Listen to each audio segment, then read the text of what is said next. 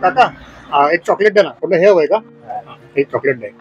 कैल्या आता सिमग्याला जो सगळे टाकर मी झाडू घालीत नाही रे. म्हणजे काय 101 आले. किती का? 1 रुपये. 1 रुपये का?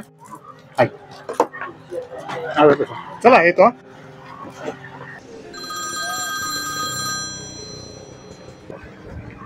हा बोल ग. हा ठीक आहे ठीक आहे. हा हा हा बघा म्हणजे तुम्हाला हे सांगितलंयस हळद, एक नारळ, 5 लिंब आणि हो हो कोंबडी मी घेतलेली आहे. हो हो येतो येतो मी लगेच येतो. हा चल चल बाय बाय.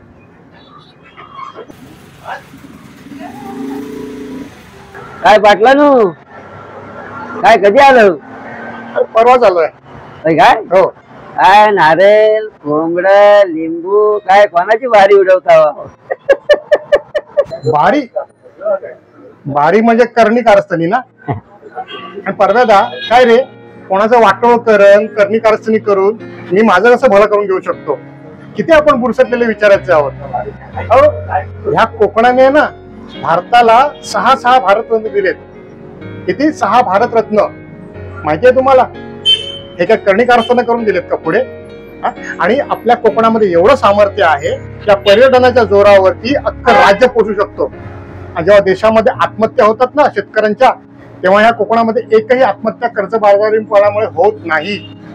कला, क्रीडा, राजकारण, समाजकारण, उद्योग या क्षेत्रात आपल्या कोकणातली किती माणसं पुढारलेली आहेत माहितीये? ती काय कट कारस्थानं करून गेलेली आहेत का? ती स्वतःच्या कष्टाने जगलेली आहे. एवढं सगळं सामर्थ्य असून सुद्धा बुरसटलेल्या विचारांमुळे आपण अजूनही मागे आहोत. काय बोलायचं सांग मला. बाबा वक्तृत्व स्पर्धेमध्ये माझा राज्यात पहिला नंबर आला आहे. शाबास शाबास शाबास. वा वा वा वा वा. पाटलं नू वक्तृत्व स्पर्धा म्हणजे काय हो? तुम्हाला माहित नाही? वक्तृत्व स्पर्धा म्हणजे बस बस बस बदनादा माझ्या पुरीला चॉकलेट दे रे.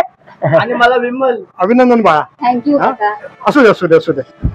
बाबा हा शाबास शाबास. हा शाबास. Chocolate chocolate. परवा मला एक सांग, तुझी मुलगी नाही रे? मग आज राज्यस्तरीय वक्तृत्व स्पर्धेमध्ये पहिली आली आहे आणि कुठे कोंबडा आणि नारळ कापला होता सांग बरं? करणी कारस्थाने घेऊन पुढे आले की कष्टाने पुढे आले? कष्टानं कष्टानं पुढे आले. हा हेच संस्कार आपल्या मुलांना आपल्याला करायचे, कष्टाचे आणि आत्मविश्वासाचे. कळलं?